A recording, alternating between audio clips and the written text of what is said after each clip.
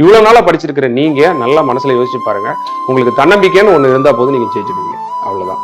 இதை எப்படி சார் நான் பூஸ்டப் பண்றது அப்படின்னு நீங்க கேக்குறீங்க பாத்தீங்களா?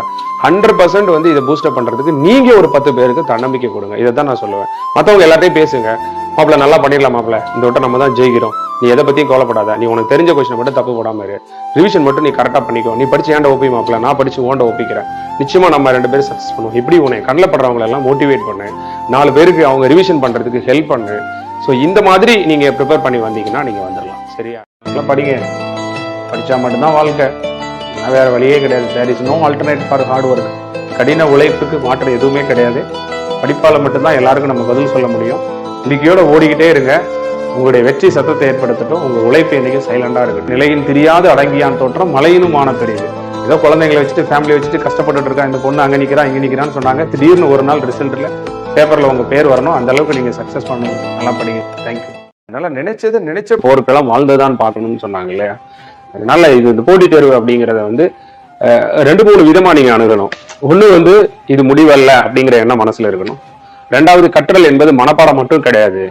அது வந்து ஒரு தெரிதலோட, ஒரு புரிதலோட, ஒரு சிந்தித்தலோட, வாழ்க்கையில பல உயர்வான எண்ணங்களை மனசுல விதைக்கிறதோட, பலருக்காக தோளோடு தோல் நின்று நல்லாண்மை என்பது ஒருவன் தான் பிறந்த இல்லாண்மை ஆக்கிக் கொள்ளல் அப்படிங்கிறது போல, ஒரு நல்ல ஆண்மகனுடைய அடையாளம் தான் பிறந்த குடியை தன் தோளிலே தூக்கி சுமப்பது.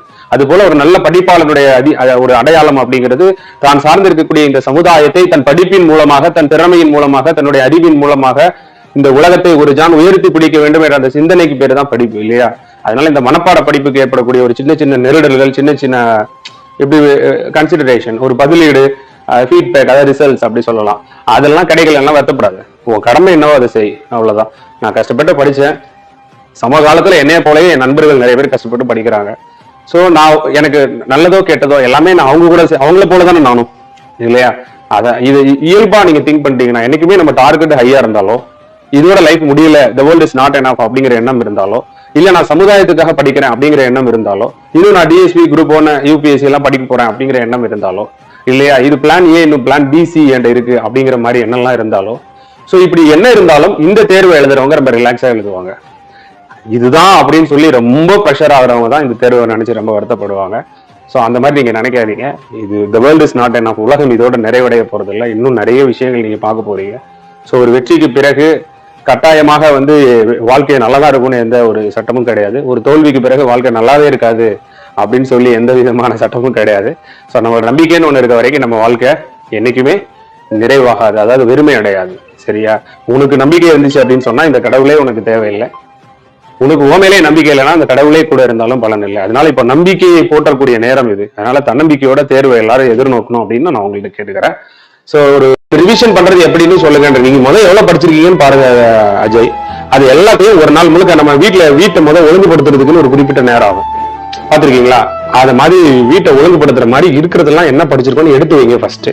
வச்சுட்டு ஒரு பதட்டம் இல்லாம ஒரு 10 நாள்ல அதை படிக்கணும் இதை படிக்கணும் ரொம்ப கன்ஃபியூஸ் ஆகாம முதல்ல படிச்சதை காப்பாற்றுவோம் அப்படிங்கிற மாதிரி ஒரு டைம் டேபிள், ஒரு நாளைக்கு ஒரு 2 hours 3 hours பிரிச்சு அதை ரெகுலரா அப்படியே பாருங்க. இனிமே ஒன் வேர்டு அந்த மல்டிபிள் சாய்ஸ் அந்த ஆஸ்பெக்ட்ஸ்லயே பாருங்க. புதுசா எதையும் பெரிய புத்தகங்களை எடுத்து ஸ்கூல் புக்கு வாசிக்கிற மாதிரி எதுவும் டைம் டேபிள் வச்சுக்க வேண்டாம். சரியா? ஆனா ஒரு விஷயம் நல்லா சொல்றேன் கேளுங்க. நல்ல மார்க் எடுத்த ஒரு 5000 பேர் மினிமம் உங்களுக்கு காம்படிஷன்ல கிடையாது. டிஎன்பிஎஸ்சி குரூப் 4 படிக்கக்கூடிய மாணவர்களுக்கு எல்லாம் ஒரு நற்செய்தி. சிறப்பாக படிக்கக்கூடிய ஒரு 5000 மாணவர்களாவது, 60000 பேர் மெயின் செலக்ட் ஆக போறாங்க. அதுல ஒரு 5000 மாணவர்களாவது சிறப்பாக படிக்கக்கூடியவங்க, உங்களுடைய ஒரிஜினல் காம்படிட்டர், அவங்க டிஎன்பிஎஸ்சி குரூப் 2ல மூழ்கிட்டாங்க. ஏன்னா அது எப்படி சொல்றதுன்னா, அது ஒரு குரூப் 2 மெயின்ஸ் படிக்கிறது அப்படிங்கிறது ஒரு இனிஷியலா கொஞ்சம் வந்து ஸ்ட்ரகிள் ஆகும். எப்படி படிக்கணும்னு தெரியாது, ஐயோ என்ன புக்கை தேடன்னு தெரியாது, புக்ல இருந்து எப்படி நோட்ஸ் எடுக்கன்னு தெரியாது, எப்படி கொஸ்டினுக்கு ஆன்சர் பண்ணன்னு தெரியாது, எழுதுறதுக்கு கை வலிக்கும், எழுத முடியாது, நிறைய நேரங்கள்ல டிசப்பாயின்மெண்ட் நிறைய இருக்கும். அதெல்லாம் தாண்டி அவன் வரணும் பாருங்க. இப்ப பூரா அவன் அந்த ஸ்டேஜ்ல இருக்கான். இப்ப குரூப் 2 குரூப் 4 அப்படின்ட்டு குரூப் 2 தான் தைரியமா முடிவு எடுத்தவங்க இப்ப கன்ஃபியூஷன் இருக்கான். என்னடா பண்றது, இந்த ஷெட்யூல பார்த்தாலே இப்ப பாதி ஓடியாந்துருவான் குரூப் 2 இருந்து குரூப் 4க்கு. அப்படிப்பட்ட ஒரு பெரும் கூட்டம் இருக்கிறது, அது மாற்று கருத்தே இல்ல. அவங்களெல்லாம் நீ ஓவர்டேக் பண்ண ஒரே வழி இப்ப நீ உட்காந்து படிக்கிறதா. இந்த 15 நாளா சந்தோஷமா நீ படிச்ச பாரு, அதுல நீ அவங்க எல்லாம் கிட்டத்தட்ட ஓவர்டேக் பண்ணிட்டேன். ஏன்னா அவங்க நம்ம விட்டுட்டோமே அப்படிங்கிற ஒரு ஃபீல் அவங்களுக்கு இருந்துட்டு இருக்கு. அந்த 5000 காம்படிட்டர் நீ ஓவர்டேக் பண்ணி முன்னாடி ஜெயிச்சு வா. உனக்கு கிடைச்ச மிக அருமையான ஒரு வாய்ப்பு, இந்த வாய்ப்பை விட்டுடாது. குரூப் 4 பொறுத்தளவுல ஈஸின்னு சொல்றதை விட குரூப் 4ல 60000 பேர் கூப்பிட்டதால அது ஈஸி, இல்லைன்னா அது டஃபானது. இதுல 5000 பேர் நம்ம கூப்பிடுறதால வேகன்சி ஸ்பிளிட் பண்றதாலும் இது அதே கொஸ்டினை கேட்டா இதே குரூப் 4 ரொம்ப டஃப் தான். இந்த ஜிஎஸ் வந்து கொஞ்சம் எளிமையா தான் இருக்கும். அதனால கட் ஆஃப் வந்து இப்ப இதே குரூப் 2 கொஸ்டினுக்கே பாருங்களேன், 5000 பேர்னா 160 மேல போட்டவங்க 5000 பேர் இருப்பாங்க, நிச்சயமா இருப்பாங்க. ஜிஎஸ் டஃப்க்கு 160 மேல போட்டவங்க 5000 பேர் இருப்பாங்க. இதே கொஸ்டின் அப்ப குரூப் 4 இருந்துச்சு அப்படின்னு சொன்னா நிச்சயமா வந்து ஜிஎஸ் இவ்வளவு டஃப் இருக்காது. அப்போ ஒரு 170 பிளஸ் 175 180 பிளஸ் கூட தாராளமா வரலாம். தமிழ் எல்லாரும் 85 to 90 போட போறாங்க, மேக்ஸ் 20 போட போறாங்க. ஜிகே என்னாலும் 45 இருந்து 55 கொஸ்டின் போடுற மாதிரி தான் குரூப் 4 கொஸ்டின் இருக்கும், அதுல மாற்றமே இல்லை.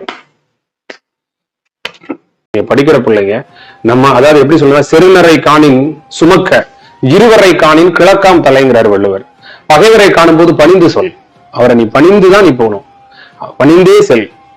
அவருக்கான நேரம் வரும்போது அவர் நிலைமை தலைகீழ மாறும். அது வரைக்கும் நீ உன்னுடைய திறமையை வந்து நீ அதிகரிச்சுக்கிட்டே இரு, சரியா? யாரையும் அவ்வளவு சீக்கிரத்துல எதிர்த்துறாத. இது வந்து புலி வந்து பதுங்கிறது பாயத்தான்னு சொல்லுவாங்க இல்லையா?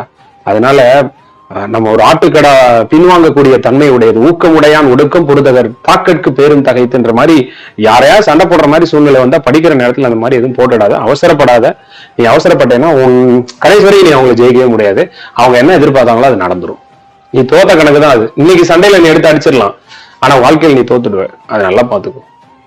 நம்மளை நாமளே எப்படி உற்சாகப்படுத்திக்கிறது அப்படின்னா, முதல்ல நம்மளுடைய நாட்களை ரொம்ப கவனிக்கணும். ஒவ்வொரு நாளையும் பயனுள்ளதாக நம்ம செலவழிக்க ஆரம்பிச்சிட்டோம்னாலே ஆட்டோமேட்டிக்கா நம்ம என்ன செய்ய ஆரம்பிச்சோம், நல்ல விஷயங்களை தேட ஆரம்பிச்சோம். நம்மளுடைய எண்ணங்களை சரி பண்றதுக்காக அது ரிலேட்டடான தேடுதலை நீங்க முதல்ல ஆரம்பிங்க. நிறைய திருக்குறள் படிங்க, நிறைய தன்னம்பிக்கை புத்தகங்கள் வாசிங்க, இலக்கிய புத்தகங்கள் வாசிங்க, நல்லவர்களுடைய நட்பு கொண்டாடுங்கள், அவங்கள்ட்ட போய் உட்கார்ந்து நல்ல விஷயங்களை கேளுங்க. இது மூலமா நாம வந்து சிலர் பார்த்தாலே ஒரு செல்ஃப் மோட்டிவேட்டட் ஆக ஆரம்பிச்சிடுவோம். புத்தகங்கள் உள்ள சில வாசகங்கள் எல்லாம் எங்க பார்த்தாலும் ஒட்டி வைங்க. அதை பார்க்கும்போது உங்க மனசுல ஒரு நாளா ஒரு வார்த்தை எழுதி வச்சிருங்க. நாட்களை வீணாக்கி விட்டோம் என்று வருத்தப்பட்டோம் என்றால் அதை சரி செய்ய ஒரே வழி நாட்களை பயன்படுத்துவதுதான் அப்படின்னு முகமது அலிங்கிற ஒரு புத்திச்சண்டை வீரர் சொல்லியிருக்காரு. என்ன அற்புதமான ஒரு வாசகம் பாருங்க. நிறைய நேரம் நம்ம வந்து நாட்களை வீணாக்கிட்டு நம்ம போட்ட டைம் டேபிள் சரியா ஃபாலோ பண்ண முடியாம வருத்தப்படுவோம். அப்படி வருத்தப்பட்டு இருக்க நேரத்துல தான் இந்த வாசகத்தை பார்த்தோம்னு வச்சுக்கோங்க, டயத்தை வேஸ்ட் பண்ணிட்டியா, ஃபீல் பண்ணாத, இப்ப இருக்கிற டயத்தை யூஸ் பண்ணு, அதுதான் அதுக்கு ரெமடி, ஓகே அப்படின்னு சொல்லிட்டு இப்ப உடனே உட்காந்துடலாம். நம்ம நிறைய நேரம் ஃபீல் பண்ணி அதுக்கு நிறைய நேரம் வேஸ்ட் பண்ணிடுறோம். அதுக்கு அடுத்து வெற்றியை தீர்மானிக்கக்கூடிய பாடம் எதுவா இருக்கும் அப்படின்னு சொன்னா, சோ மூணாவதா கரண்ட் அஃபேர்ஸ். சோ இந்த கரண்ட் அஃபேர்ஸ் உங்க எல்லாருக்கும் ஒரு 1000 கொஸ்டின்ஸ் மல்டிபிள் சாய்ஸ் வந்து சார் எப்ப இருந்து சார் கரண்ட் அஃபேர்ஸ் படிக்கணும் அப்படின்னா, சோ என்னைய பொறுத்தளவையில உங்களுக்கு இந்த டிசம்பர்ல இருந்து நீங்க வந்து இப்ப இந்த மாசம் என்ன ஜூன் மாசம் இது வரைக்கும் நீங்க கட்டாயம் படிக்கிற மாதிரி இருக்கும். டிசம்பர்ல இருந்து ஜூன் மாசம் வரைக்கும் படிக்க வேண்டிய. ஜூலை 24 எக்ஸாம் கிட்டத்தட்ட 20 லட்சம் பேர் அப்ளை பண்ணதால நிச்சயமா வந்து உங்களுக்கு ஒரு ஜூன் மாசம் ஒரு 10ஆம் தேதி வரைக்கும் கரண்ட் அஃபேர்ஸ் கேட்கலாம். அதுக்கு மேல உங்களுக்கு கேட்கறதுக்கான வாய்ப்புகள் கிடையாது. ஏன்னா 20 லட்சம் கொஸ்டின் பேப்பர் பிரிண்ட் ஆகி வரணும் இல்லையா? நேரத்துக்கு கொஸ்டின் பேப்பர் பிரிண்ட் ஆயிருக்கும். இப்ப ஜூன் மாசம் ஒரு ஃபர்ஸ்ட் வீக் வரைக்கும் வேணா கொஸ்டின்ஸ் கேட்கலாம். இந்த கரண்ட் அஃபேர்ஸ்க்கு இப்ப நான் உங்களுக்கு டிஸ்கிரிப்ஷன்ல உங்களுக்கு நான் வந்து ஒரு 1000 கொஸ்டின்ஸ்க்கு மேல மல்டிபிள் சாய்ஸ் கொஸ்டின் இப்ப இந்த வீடியோல கீழே கொடுத்துருக்கேன். அது எல்லாத்தையும் ஃபுல்லா பிராக்டிஸ் பண்ணிட்டீங்கன்னா நிச்சயமா உங்களுக்கு கரண்ட் அஃபேர்ஸ்ல இருந்து எவ்வளவு சார் கொஸ்டின்ஸ் வரலாம் அப்படின்னு சொன்னா ஒரு 6ல இருந்து 8 கொஸ்டின்ஸ் வரலாம் ஒரு மினிமம் நான் எக்ஸ்பெக்ட் பண்றது. இந்த கரண்ட் அஃபேர்ஸ் கொஸ்டின் கட்டாயமா இப்ப நம்ம கொடுத்துருக்க டிஸ்கிரிப்ஷன் இருக்கிறதுல இருந்து ஒரு 3ல இருந்து 4 கொஸ்டின் அதுவே வந்துடும். அதாவது 50% ஆஃப் கொஸ்டின்ஸ் அதுலயே நிச்சயமா கட்டாயம் வந்துடும் அப்படின்னு நான் எதிர்பார்க்கிறேன். ஓகே, அது கொஞ்சம் நீங்க பாத்துக்கோங்க. சோ அதுக்கு அடுத்து பாத்தீங்க அப்படின்னு சொன்னா, சோ கரண்ட் அஃபேர்ஸ் நீங்க ப்ரிப்பேர் பண்ணணும்னா லாஸ்ட் 6 மந்த்ல ஏதாவது மந்த்லி மேகசின் வச்சு ப்ரிப்பேர் பண்ணுங்க. இல்ல அப்துல் ரஹ்மான் சாரோடைய நம்ம வீடியோல போட்டுருக்க மந்த்லி மேகசின் மாதிரி நிறைய நம்மளே போட்டிருக்கோம் இல்லையா? ஜனவரி, பிப்ரவரி, மார்ச்னு போட்டுருக்கோம், அது பார்க்கலாம். இல்ல நிறைய இன்ஸ்டிடியூஷன்ல மந்த்லியா கொடுத்துருப்பாங்க, அதை வாங்கி ப்ரிப்பேர் பண்ணிக்கோங்க. லாஸ்ட் டைம் ப்ரிப்பரேஷனுக்குலாம் மல்டிபிள் சாய்ஸா வச்சு ப்ரிப்பேர் பண்ணிக்கிறது நல்லது. ஒரு 2000-3000 கொஸ்டின் ஒரு கிளான்ஸ் பாத்துட்டீங்கன்னா உங்களுக்கு கிளியரா இருக்கும். அதுல மாற்றமே இல்லை. கண்ணில் பட்ட விஷயங்களை தான் திருப்பி திருப்பி கேட்க போறாங்க, வித்தியாசமா எதுவும் கேட்க போறது இல்லை அப்படிங்கிறது தான் உண்மை.